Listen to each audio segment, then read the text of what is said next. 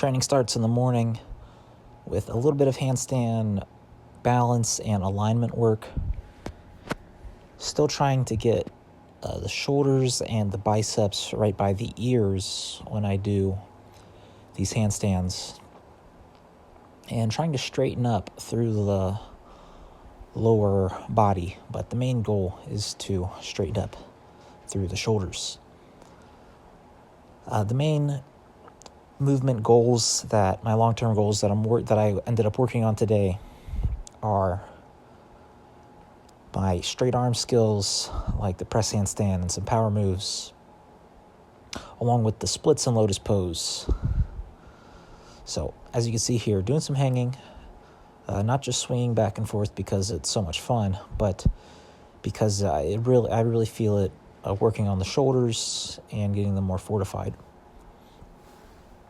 This is probably the best exercise that I found to train for the middle splits. Every time I do this, I'm stronger and I get deeper into the splits than if I don't. So it's pretty much a Cossack squat with a slight variation at the top just to make it a little bit more engaging, a little bit more challenging. Because for me, if I just bounce back and forth, that's a little bit monotonous.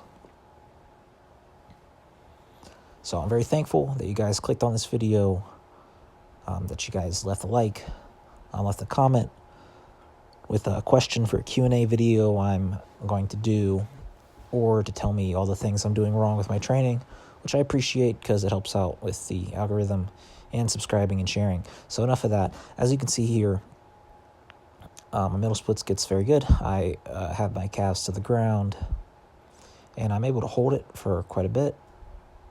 And I'm able to push my feet down into kind of a standing position, but I mainly put the feet up because I can get deeper with my hips in this position.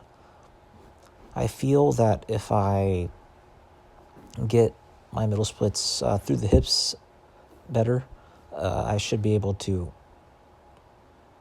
automatically unlock putting my feet down to go into a leg iron cross. But if not, it will be something else to work on. This right here is to go for the lotus pose. Those are two similar leg skills, leg iron cross and the lotus pose. Both have to do with leg mobility. I guess the lotus pose is more of a flexibility, but I would like to have it where I don't have to, use my hands to smush my legs into the position. This Hawaiian squat here, I feel, is similar to the lotus position, and also pretty similar to a dragon squat. So here is how I'm going to build up some straight arm strength that should help for the press handstands. I really feel that these build a lot of strength for me. So I think I'll be doing this a little bit more, and a little bit of actually working the press handstand less. Because I think if I just became a lot stronger, the move should just happen automatically. So I feel this mainly in the tricep and somewhat in the shoulder, just to stabilize the position. I would like for it to train the biceps a little bit more, so that it can, because the press handstand and most planche positions use the bicep part of straight arm strength. But the strong triceps can't hurt. I feel once I get the mastery of this movement down, I should be able to really focus on the whole arm better as I just gain more proficiency over one arm balancing.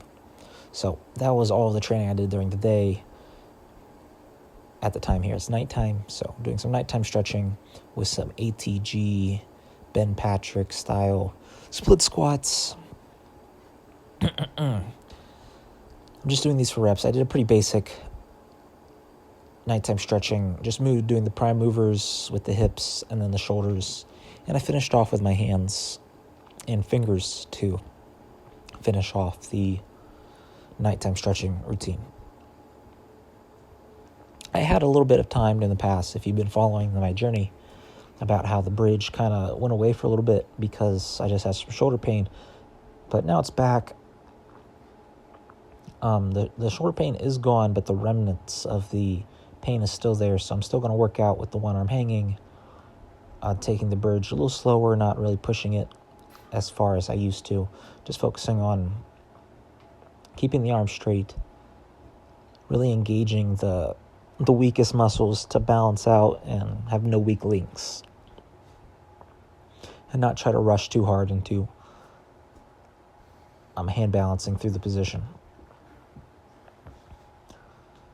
So when I do a lot of these straight arm skills like the in and outs and the one arm supports, the wrist do kind of take a beating, so I'm taking this time to fortify them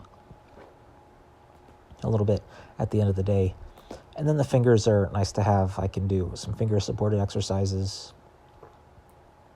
Just adds that little bit of flair to any of the moves. If you do regular push-ups, doing them on your fingertips often gets me a lot more compliments than doing any other harder moves. So if you do a handstand, just do it on your fingertips and it just looks that much more cooler.